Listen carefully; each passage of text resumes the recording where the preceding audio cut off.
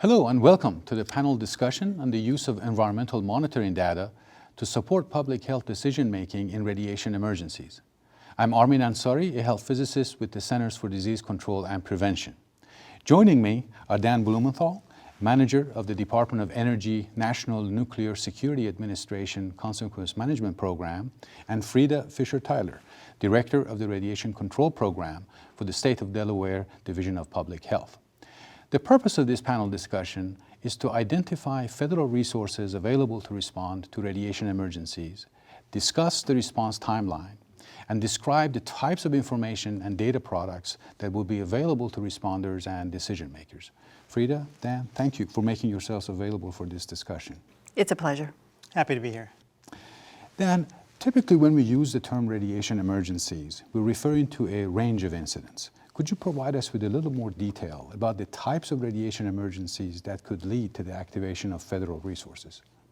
What we're talking about are incidents that result in widespread radioactive contamination of the environment.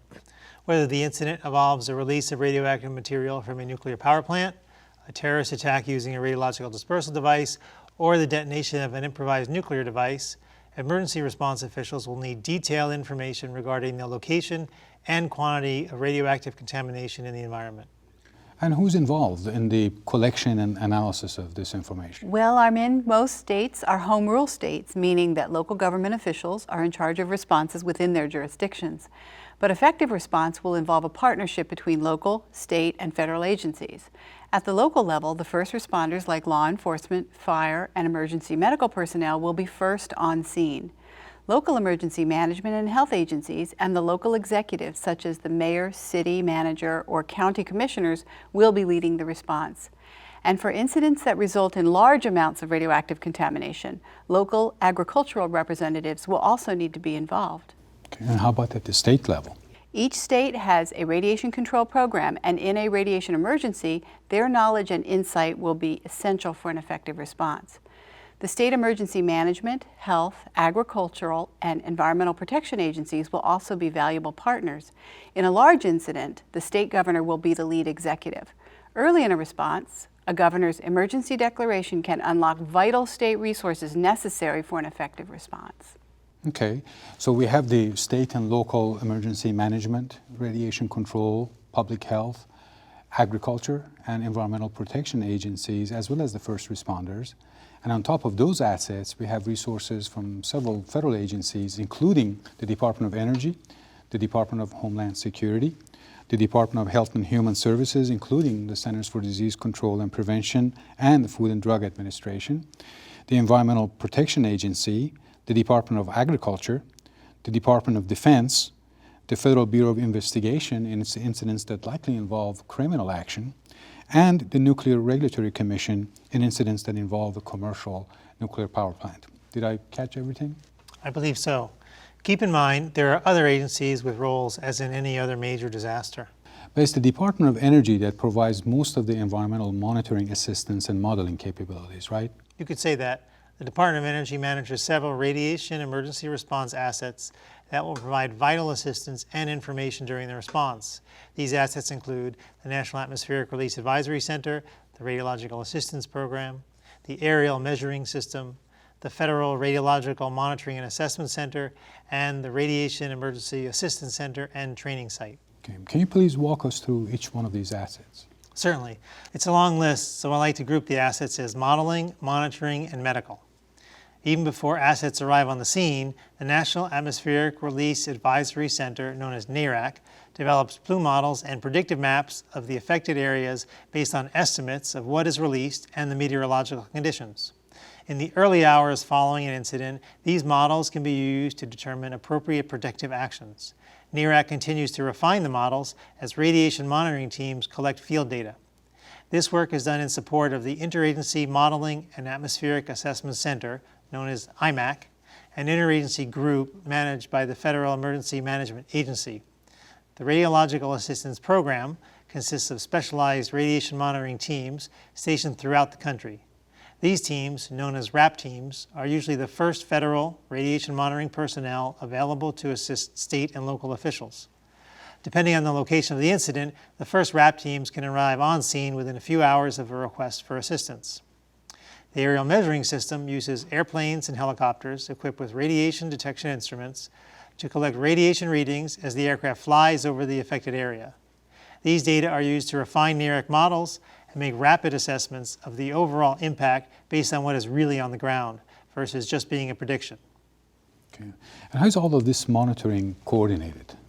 The Federal Radiological Monitoring and Assessment Center, known as FERMAC, coordinates federal environmental radiation monitoring activities with those of state and local agencies. The FERMAC is composed of professionals from various federal, state, and local agencies and may consist of as few as 60 people or as many as 500, depending on the size of the incident. The FERMAC can be located near the incident command post and can integrate into the planning section of an incident command structure. The Consequence Management Home Team is a component of the FERMAC. It supports analysis, map production, and planning for the deployed FERMAC personnel, as well as any other state and local responders in need of such assistance. Now, you told us about the modeling and monitoring. How about the medical component? The Radiation Emergency Assistance Center and Training Site, known as REACTS, is a medical asset that can provide consultation to medical professionals caring for patients injured by radiation exposure or radioactive contamination. REACTS also trains medical personnel and first responders either before an emergency as part of their continuing education or after an emergency has occurred. This just-in-time training provides basic skills for medical personnel and helps reduce their fear of radiation. You know, Dan, another federal asset that can provide guidance to state and local officials is the Advisory Team for Environment, Food, and Health. The advisory team is composed of radiation professionals from the Centers for Disease Control and Prevention, the Environmental Protection Agency, the Food and Drug Administration, and the Department of Agriculture. In a radiation emergency, there will be a lot of information generated by field monitoring teams, and officials that aren't familiar with radiation measurements can find it very confusing. The advisory team can help interpret the information and provide federal recommendations to officials who may need to issue protective action recommendations as part of the response. It's also worth noting that the Department of Energy assets in the advisory team are available to support state and local officials upon request, with or without a presidential emergency or disaster declaration. So far, we haven't discussed FEMA's response. What is FEMA's role in a radiation emergency? As in other incidents, FEMA will work alongside state and local emergency management agencies to coordinate the response and access necessary resources. In large incidents, FEMA will work with those agencies to obtain a presidential emergency or disaster declaration, unlocking additional federal assets and funding. Okay. Now that we identified the players, let's discuss the response timeline. Frida, what types of information do state and local officials need, and when do they need them? Well, there are several key pieces of information that are needed to effectively respond to a radiation emergency. Officials leading the response will need to know what radioactive material is involved, how much radioactive material there is, which areas are affected, and what actions should be taken to protect citizens and response personnel. Additionally, officials will need to know how far the radioactive material has traveled and how long the radioactive material will be there. The extent of information available to answer these questions will vary greatly during the response. Tell us how. Unless it's a very unusual situation, radiation emergencies will occur with little or no warning. Response personnel could be at their normal work locations or off duty, depending on the time of day and normal work schedules. Within the first few hours of the response, information available will be in the form of preliminary radiation measurements performed by first response personnel and predictive information developed by state and federal responders. And by predictive information, you mean results from the computer modeling, right? Yes, exactly. Okay. Now, Frida, are there state assets that can be deployed early in the response? Yes, there are state radiological response teams as well as civil support teams from the National Guard. And then, again, early in the response, are there federal resources that can be deployed to assist local and state responders? Yes, a couple of federal assets will be available in very short order. The first of these is the IMAC, which can provide predictive maps based on the size and nature of the event and the local weather conditions such as wind speed, direction, atmospheric stability, precipitation. IMAC has the ability to produce a variety of maps of the affected area. And these maps start out as predictions. Yes. They're based on information available at the time of the incident. After radiation response assets are mobilized, RAP teams and AMS will gather environmental measurements and send that field data back to the FIRMAC for analysis. IMAC then uses that field data to refine the predictive maps. As the response progresses, the maps become less predictive and more representative of the actual conditions on the ground. Another resource that is available is the RAD Responder Network, which allows response personnel nationwide to upload and share the results of radiation measurements. Response personnel from various agencies can access the RAD Responder Network and upload their field measurements. And how are these data used then?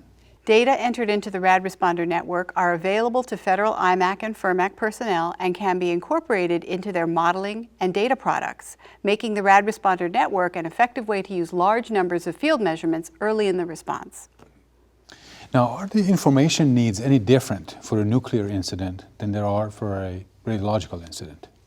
Yes, in the event of an improvised nuclear device, or IND, the initial priority will be identifying areas where issuing prompt protective actions and deploying a targeted response can save the most lives. That's right. IMAC can provide two kinds of maps to support an IND response. One that shows blast effects on people and buildings, and one that shows estimated radiation effects on people, both from the explosion itself and from the ensuing radioactive fallout. These maps will help direct response efforts to areas where it's likely to find survivors and where responders can provide the most beneficial assistance. And how do the maps delineate these areas? The maps that show blast effects identify 3 damage zones: severe, moderate, and light. They also show the area where the combined effects of the blast, heat, and radiation from the IND are so severe that people in that area are unlikely to survive the incident. The area of near 0% survivability is roughly comparable to the severe damage zone from blast effects. The largest potential for life-saving is in the moderate damage zone, but responders in this area must exercise extreme caution due to the potential presence of dangerous radioactive fallout. In addition to blast damage, an IND will result in lethal radiation levels close to the detonation site and downwind in areas of fallout. However, radiation levels associated with fallout from nuclear weapons will decrease rapidly with time. IMAC produces predictive maps showing dangerous fallout at 6 default time intervals: 3 hours, 6 hours, 12 hours, 24 hours, 36 hours, and 48 hours post-detonation. Okay. And for people in the dangerous fallout zone, the safest course of action is to stay inside? That's right. And depending on the location, people may be advised to shelter in place for 24 to 48 hours until radiation levels have decreased to the point that they no longer pose a risk to people as they evacuate the area. Secondary to life-saving concerns, IMAC and FIRMAC will produce maps showing areas where relocation of people may be necessary due to the elevated radiation levels. And people from these areas may eventually be allowed to return to their homes, farms, and businesses after radiation levels decrease? Possibly. The decision to re-enter or reoccupy an area will be based on a safety assessment that considers radiation monitoring data as well as other environmental considerations. One important thing to note is the IMAC modeling products and FIRMAC data products are interpretations of federal radiation guidance. They don't constitute federal recommendations to state and local officials. Recommendations will come from the state, and depending on the jurisdiction, local radiation protection officials and the federal advisory team. Now, it sounds like there will be a number of assets activated in the first 24 to 48 hours. What kind of federal footprint are we talking about? Well, the FIRMAC alone may have 300 to 500 personnel, including field monitoring teams, assessment scientists, and management and logistics personnel. Mobile laboratories from state and federal agencies may also arrive on scene to process environmental samples. In addition, aerial measuring systems will be available to provide rapid assessments of radioactive contamination on the ground. And how does the response evolve from this point? Once it has been determined that life-saving activities are no longer necessary, the primary focus will turn to protection of workers and the public from long-term health effects of radiation.